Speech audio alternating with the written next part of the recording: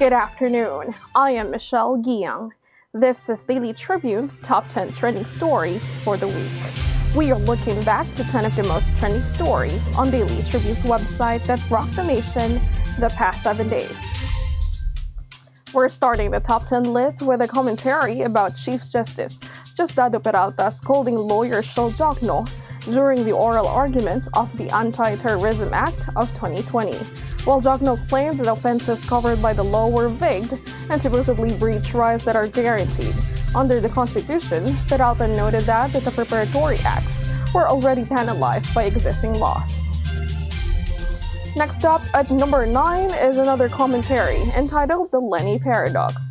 It says here that when the NASA probe Perseverance recently landed on Mars, it found a dense landscape, no different from the hollowness of the views of the Yellow Mob led by Vice President LENI ROBREDO, who keeps on insisting that democracy is threatened and that efforts to rewrite history continue. At number 7 is a sports story. Philippine Olympic Committee Abraham Tolentino is leaving it up to the Association of Boxing Alliances of the Philippines to take Amir Marshall temporarily away from the hands of Freddie Roach so the Tokyo Olympic qualifier can reunite with his local coaches in Thailand soon. At number 7 is a feature story about a woman who opted to become a sex worker after losing her job due to the pandemic. She was working at one of the biggest casino hotels in the metro, attending to foreign gamblers in VIP rooms until COVID-19 forced the casino to close down. At number 6, we got a commentary about Senator Grace Poe. The article claimed that the lawmaker is putting pressure again on the Department of Transportation over the tapping of private motor vehicle inspection centers to ensure road safety. Her verdict was that PMVIC thrust was adopted under suspicious circumstances. At number 5 is another commentary about Vice President LENI ROBREDO.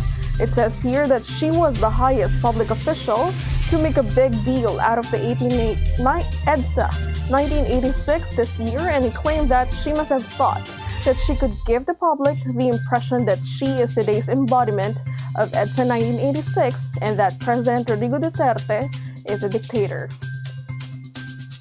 A story about ASTRAZENECA vaccine has taken the 4th spot this week. Already facing a daunting COVID vaccination challenge, French and German authorities are fighting to convince more people that the vaccine from the pharma giant ASTRAZENECA is just as effective as others.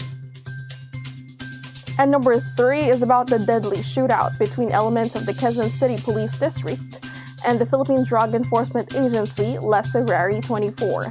The article revealed that it was not a chance encounter, but one that emanated from a bypass operation set in motion 10 days earlier.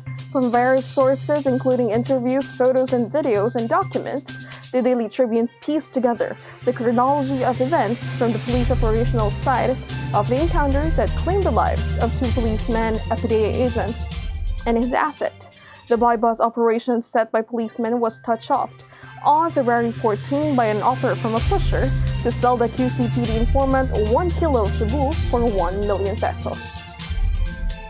And at number 2 is an article about the possible tandem of Senator Christopher Bongo and President Rodrigo Duterte for the 2022 elections. 8 months before the October deadline for the filing of certificates of candidacy, President Duterte has publicly endorsed Go as his candidate, apparently reinforcing his previous announcement that he didn't like his daughter to succeed him. And taking the first spot this week is the article about Elena Darna and Derek Ramsey, who are now officially a couple. After weeks of speculation as to the real status of their relationship, former sexy star Elena Darna and hunk actor Derek Ramsey are now officially a couple. In an interview, Ramsey said there was an instant spark the very first moment they met. And that's it for Daily Tribune's Top 10 Trending Stories for the week. I'm Michelle Giang. Keep it here on Daily Tribune's Facebook page and YouTube channel Tribune Now for more exciting stories and videos. Good afternoon.